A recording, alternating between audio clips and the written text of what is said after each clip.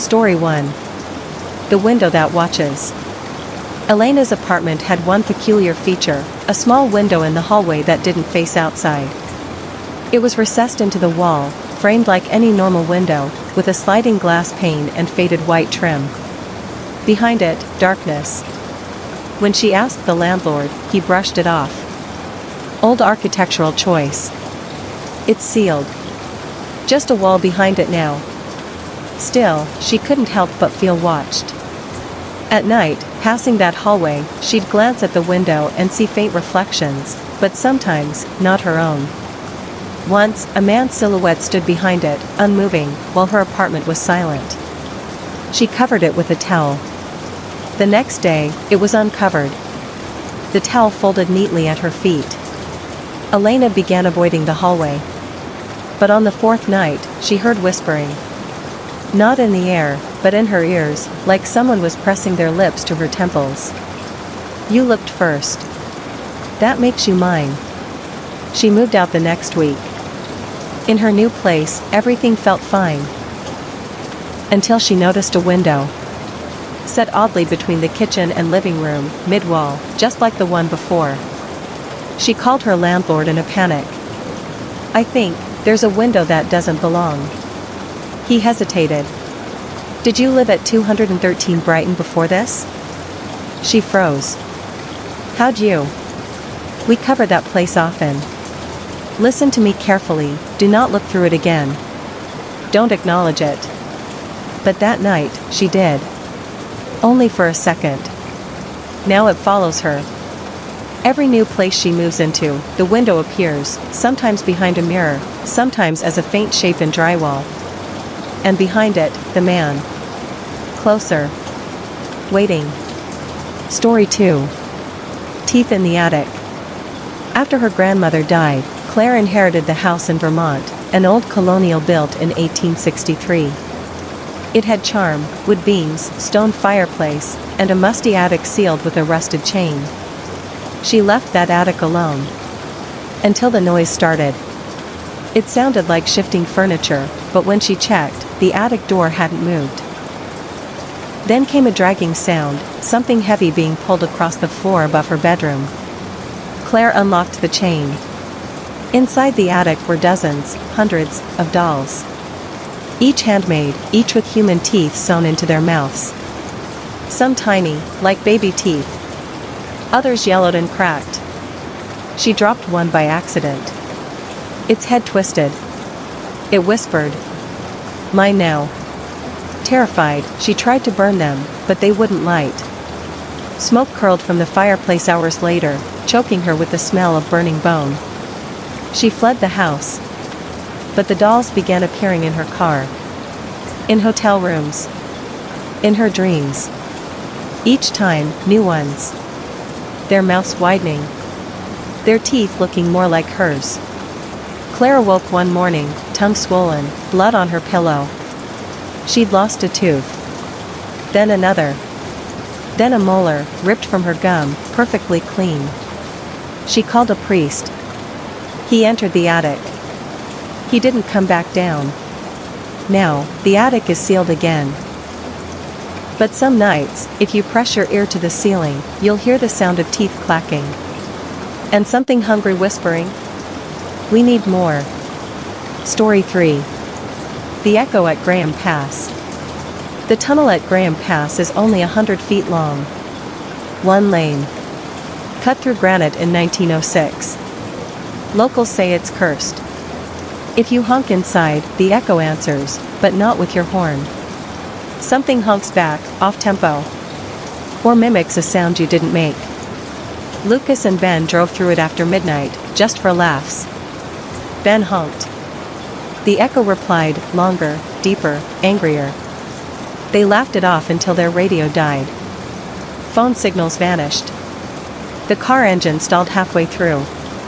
Outside, nothing but rock and silence. Until Lucas heard it, a second set of tires crunching gravel behind them. No headlights. No engine. Ben screamed. A figure appeared at the tunnel's exit. Tall. Wearing Lucas's face. It opened its mouth, and from it came a perfect echo of Lucas's last laugh. Ben ran. Lucas followed. The car wouldn't start, but the figure stepped closer with every blink. They made it out, called police. No trace. Except weeks later, Lucas heard something in his own voice. An echo he didn't make. It mimicked thoughts before he thought them. Replied before he spoke. Now, he sees it in mirrors, just behind him. Waiting for the day he speaks aloud one too many times. And something else replies instead. Story 4. The Sleep Clinic. After months of vivid nightmares, Sarah checked into a sleep clinic. The doctors assured her she'd be safe, just wires, observation, and a monitored night's rest. They gave her a sedative. Darkness came fast. Then the dream. She stood in the clinic hallway, lights flickering, and saw herself lying in bed. Monitor spiking. Someone else stood beside the bed. Tall. Unmoving.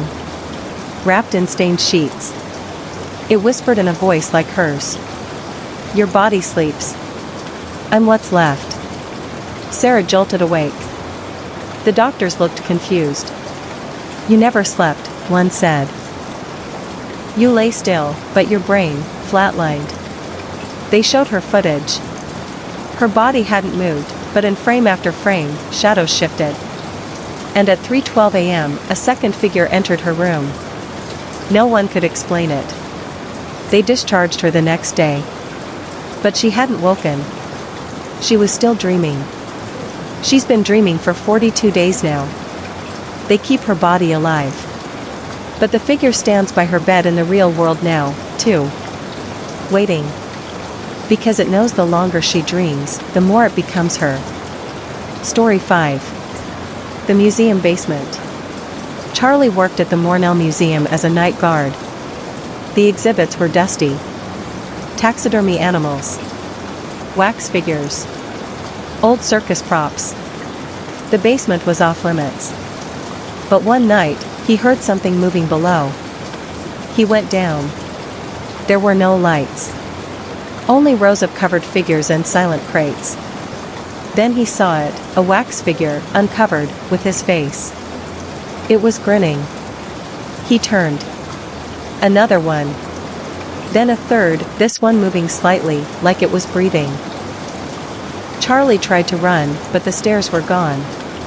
Just a wall now. From the dark, a voice purred. We needed a new one. Yours was perfect. He was never seen again. The museum denies he ever worked there. But now, in a roped-off part of the basement tour, there's a new exhibit. A night guard. Waxed. Pale. Eyes too lifelike. Sometimes, guests say they hear tapping inside the glass case. From the inside. Story 6. The Man Who Watches the Driveway. Every morning at 4:17 a.m., Diane's doorbell camera captured footage of a man standing motionless at the edge of her driveway. He never approached the house. Never moved. Just stared at the door. Always for exactly 6 minutes. She lived alone, deep in the woods, far from the nearest neighbor. The police reviewed the footage, but it was blurry. The man's face was always in shadow, even when the floodlights triggered. Probably some drifter, they said. Keep your doors locked. So she did. Until one morning, the camera app failed to load. Only static. Then, a new video. The man wasn't at the end of the driveway anymore. He was at the front door, staring into the lens. Still unmoving. The time read 4:17 a.m. She checked the door. No one there. But later, reviewing footage from earlier nights, she noticed something chilling. The man moved closer each time. By inches. She hadn't noticed. She left town the next day. But the footage followed her. Her new doorbell camera, new house, same man. Same time. Only now, when she watches the footage, sometimes, he turns his head. To look at her. Even when she's not home. Story 7. The well in the cornfield. Jared's grandparents had a farm in Nebraska. When they passed, he inherited the property and moved in with his dog, Max. At the edge of the cornfield stood an old stone well, sealed with a rusted grate and concrete lid. He was told never to open it. But after Max went missing, Jared heard barking from underground. Desperate, he pried the lid open. Darkness. Barking. Then a voice. "He's down here. Come get him." He lowered a flashlight. It flickered out. Then something grabbed the rope and pulled. Hard. He cut it and ran. That night, scratching came from under the floorboards. And growling. Max returned the next morning. But he was wrong. His fur hung loose. His eyes glowed. His bark was wet. And that night, Jared heard a second voice, his own, calling up from the well. "I'm still down here. Don't trust what came back." Story 8. The caller from before. Riley received a phone call from her landline, though she hadn't given the number to anyone. She answered. The voice on the other end was her own. But younger. Frantic. "Don't go to work today. Please. You die there." She hung up. Nervous, she stayed home. That afternoon, a fire broke out in her office building. 3 people died. Her name was on the list, but she'd survived by sheer coincidence. Then the calls continued. Each time, her voice, but from different points in her life. "Don't date him. He hurts you. Don't drive tonight. There's black ice." Each warning proved true. But then came a call from her older self. The voice was rasping. "Tired. Stop listening. Every time you obey, something else takes your place." That night, Riley saw someone in the mirror behind her. It looked like her. Moved like her. But didn't blink when she did. And smiled even when she cried. Story 9. The painting room. In the art school's basement, there was a locked room, Studio 9. Students weren't allowed inside. The rumor was, anyone who painted there went mad. Renee, obsessed with surrealism, picked the lock. Inside were hundreds of canvases, stacked to the ceiling, each painted from the same perspective, as if looking out from inside the room. And in every painting, a figure stood just outside the door, getting closer with each canvas. She painted for hours, unable to stop. When she finished, her hands were raw, her mind blank. The painting showed the figure inside the room. Renee tried to leave. The door was gone. Now, there's a new painting in Studio 9, hung prominently near the center. It shows a young woman, screaming, reaching out toward the viewer. If you stare long enough, her hand seems to move. And some say, on cold nights, a knock echoes from behind the canvas. Story 10. The passenger seat. Craig drove Uber at night in Seattle. Quiet streets, good tips. One night, he picked up a woman named Leah from a closed office park. She didn't speak. When he asked where she was going, she whispered, "Home." The app glitched. No address. She pointed straight ahead. The roads grew darker. Rural. Then forested. He looked over. She was staring at him. Tears in her eyes. But smiling. "Thank you for driving me. I couldn't leave alone." "Where are we going?" he asked. She didn't answer. Eventually, the car ran out of gas. They were surrounded by woods. He turned to her, but the seat was empty. Just wet footprints on the floor mat. He walked for hours until a ranger found him. "This area," the ranger said. "You're not the first." There'd been others, drivers, always at night, always brought there by a woman who vanished. He sold the car. But sometimes, his new car starts on its own. And when he checks the mirror, Leah sits silently in the back, smiling. Story 11. The house that follows. Ethan rented a small home in the countryside, 2 bedrooms, old wood floors, ivy climbing the chimney. It felt peaceful. Until he drove into town. The house was there too. Same windows. Same porch. Same ivy. He thought it was a coincidence, a twin built by the same architect. But it happened again. He drove to a neighboring county. And there it stood. His house. He returned home. Inspected the exterior, the foundation. The numbers on the mailbox were freshly painted, 1111. When he touched them, they peeled off like wet skin.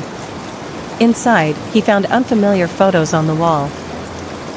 Old black and white prints of people with his face, standing before the same house. He tried burning it down. The flames swallowed it, but when he fled to a motel, the house stood across the street by morning. Unburned. Patient. Waiting. And every time he sleeps elsewhere, the house appears nearer. Closer. Sometimes in pieces, shingles scattered on the sidewalk. A shutter leaning against his door. He's trapped. And when he opened the front door today, the entire world outside was gone. Only another copy of the house. And another. Stretching forever. Story 12. The Forgotten Room. When Matt and Lydia bought the fixer-upper, they found a room that didn't appear on any blueprint. A narrow hallway behind the linen closet, leading to a dusty door sealed with 6 padlocks. They left it alone. Until Lydia vanished. She was in the kitchen. Then she wasn't. Matt heard humming from the hallway. The locks were gone. Inside the room was nothing. Just concrete, and faint writing on the walls in crayon. Don't leave. They take shape when you look away. And a second line, newer. She blinked. Then he heard her voice, calling faintly. Desperate. He turned, and in that blink, the door vanished. Now Matt can't leave the house. Every room shifts. Walls rearrange. The crayon messages multiply.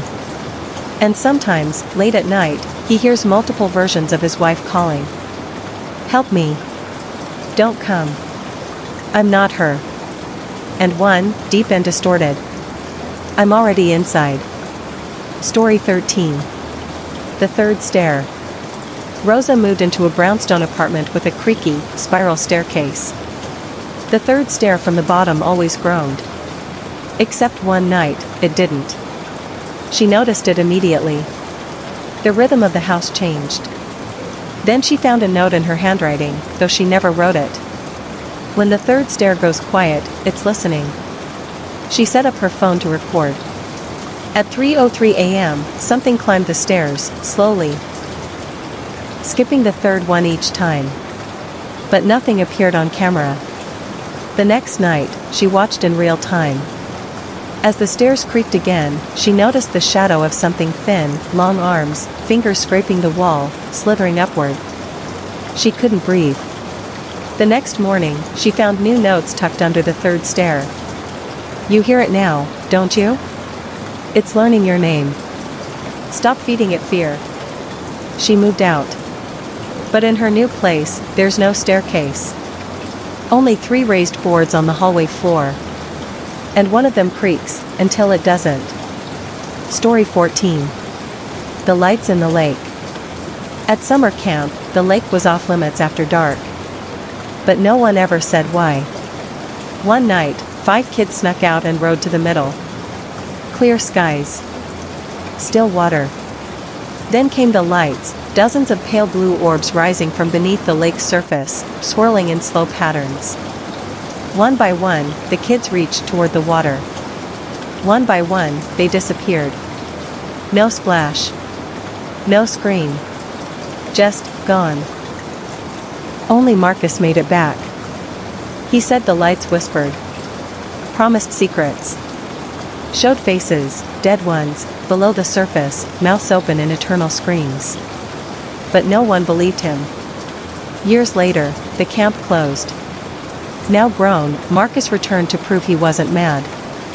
He stood at the lake's edge and watched the lights rise once more. This time, he didn't run. He walked in. He wanted answers. The water swallowed him. And when divers were sent days later, they found a dozen sets of footprints on the lake bed, leading nowhere. All bare. All his size. Story 15. The voice behind the static. Late-night ham radio was Sam's escape. Static, coded chatter, and the occasional ghost story from fellow hobbyists. Then came the voice. Soft. Uneven. I hear you, Sam. Do you hear me? He asked who it was. I'm in the dark between the signals. Sam laughed, until the voice began reciting things it shouldn't know, his full name. His childhood address. The name of his dog that died in 2003. I see the things that left you. He turned off the radio. But the voice bled through his laptop speakers. His phone. Even through unplugged earbuds. Every silence held its whisper. He tried smashing everything.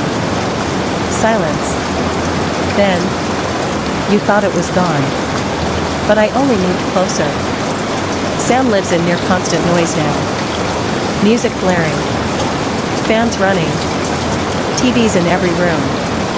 Because in silence, he hears breathing. And if the static ever returns, it knows his thoughts now. And it's learning how to answer them before he speaks. Story 16. The Silent Party. Adam and Mia found the invitation on their windshield.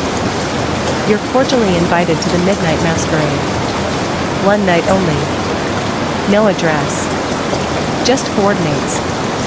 Curiosity got the better of him. They drove for hours through woods and winding roads until they found a candlelit manor tucked deep into a valley. Dozens of guests stood inside, elegant masks, no voices. Not a single word. Music played from an unseen orchestra, but no one danced.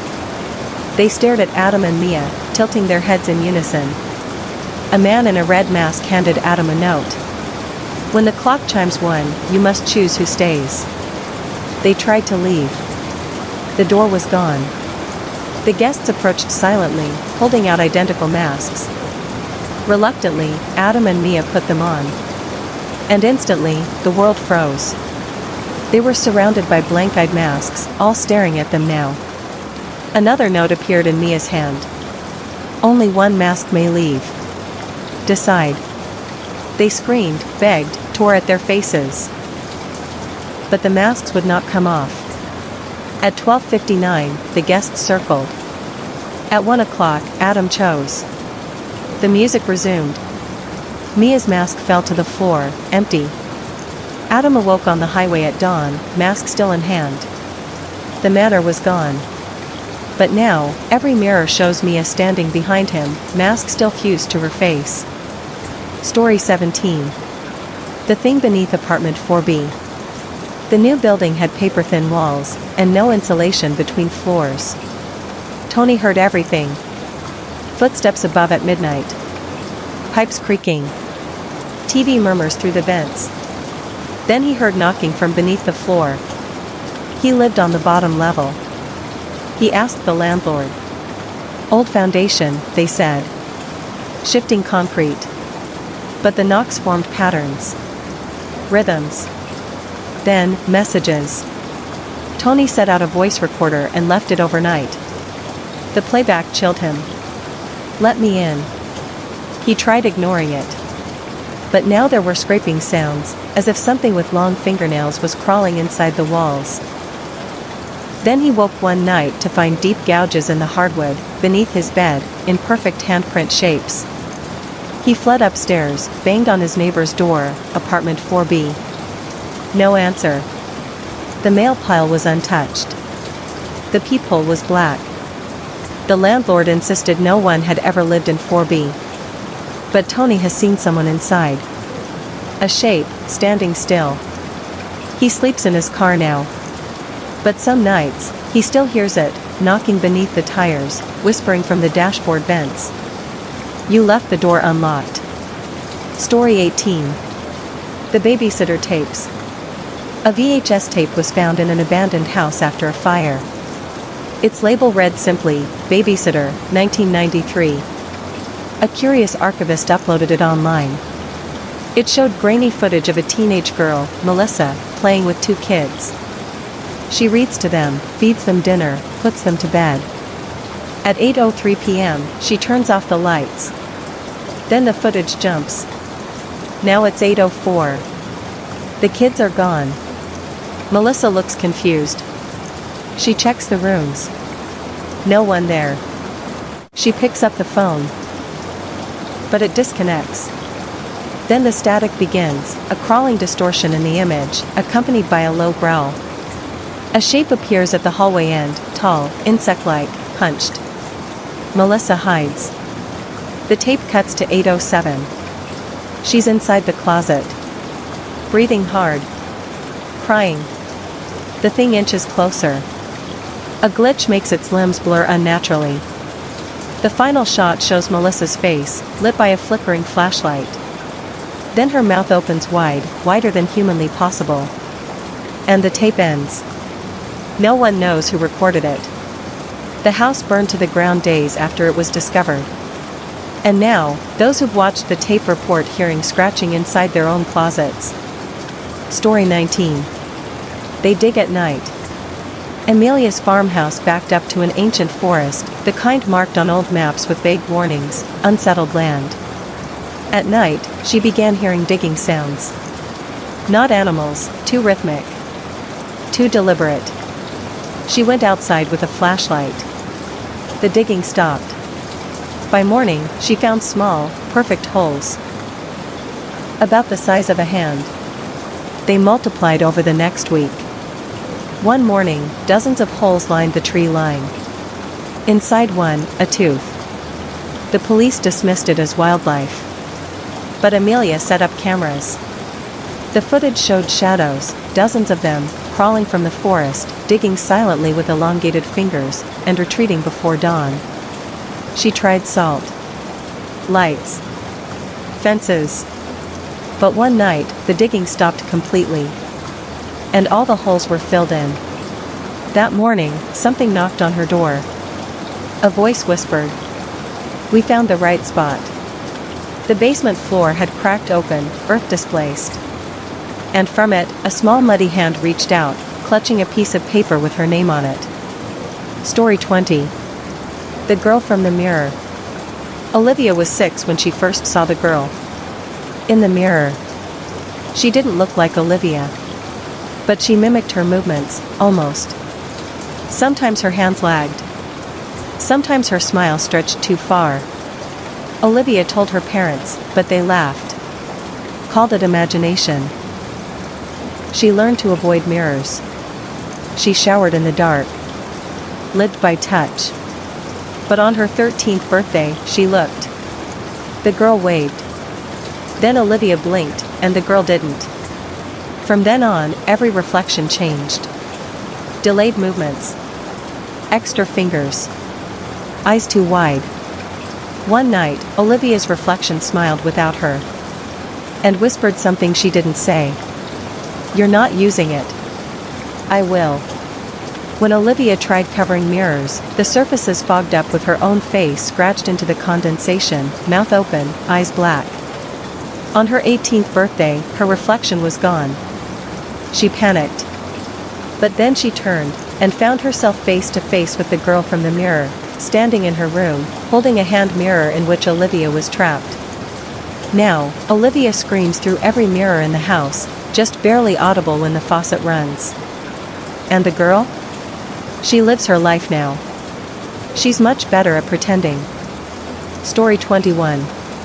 Don't look toward the fire. Camp Arrow Pine was a wilderness retreat for high school seniors. No phones, no flashlights, just bonding and survival skills.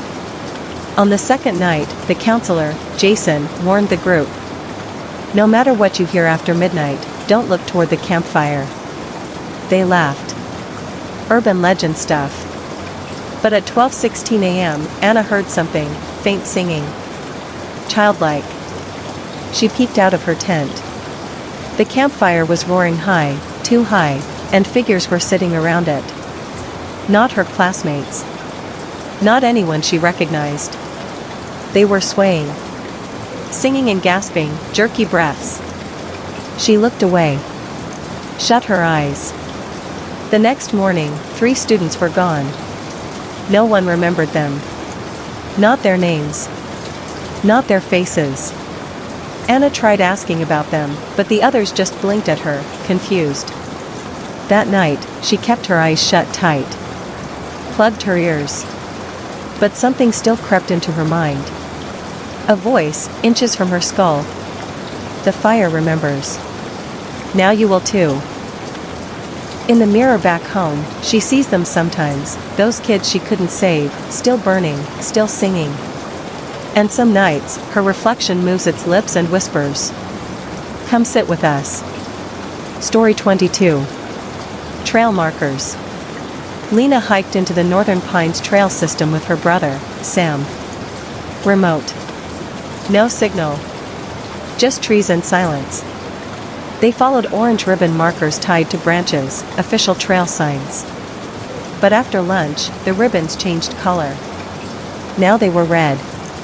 Must be another path, Sam said. Lena didn't remember any red trail on the map. They kept walking.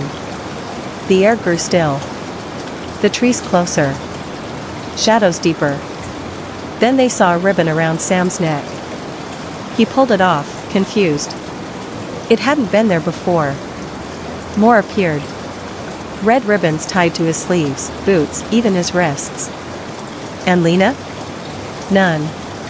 Only him. They turned back, but the trees didn't match. Then Sam screamed. Something pulled him into the brush, yanked hard enough to tear skin. Lena ran, following a faint trail of orange again. She never found the exit, only more ribbons, now pink, now purple, tied to deer antlers, dangling from trees. Sometimes she wakes up tied in ribbons of her own. And hears her brother whispering. I was marked. Now you are. Story 23. The fog tent. 3 friends, Mark, Zoe, and Clara, pitched their tents near Lake Hollowell, known for its fog that rolls in heavy at night. The first fog came at 11 p.m. By midnight, Clara's tent was gone. No signs of struggle. No footprints. Just, missing. Mark swore he saw another tent nearby. A pale white one. But it hadn't been there before. He approached it. The fog thickened. Every step seemed longer than the last. Inside the tent, a mirror. But the reflection wasn't his. It was Clara, eyes wide, mouth open, silently banging against the glass. Then Zoe called his name from behind, but when he turned, she was gone too. Now the tent was gray. He ran, tripping, stumbling back toward their camp. Only one tent remained. His. He crawled inside and zipped it shut.